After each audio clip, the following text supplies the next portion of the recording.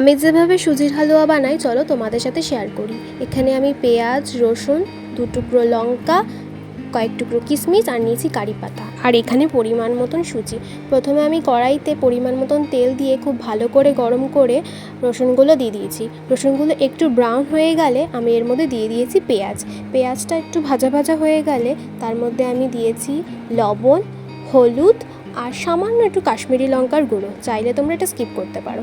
তারপরে দিয়ে দিয়েছি কুচনো কিশমিশ আর দিয়েছি 2টো লঙ্কা চামচে করে, কারণ আমার ভীষণ হাতে ঝাল লাগে, আর খুন্তি দিয়ে এটাকে একটু পিষে দেবো। তারপরে একটু সামান্য চিনি দিয়ে দেবো আর সুজিটা দিয়ে মিনিমাম 5 থেকে 7 মিনিট ভেজে নেব।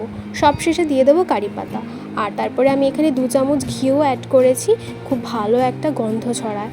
তারপরে আমি আবার 5-6 মিনিট ভেজে নেব, আর তারপরে পরিমাণ মতন জল দেবো যাতে একটু ঝুড়ো ঝুড়ো হয়, থিকনেসটা ঠিক এরকম আসবে।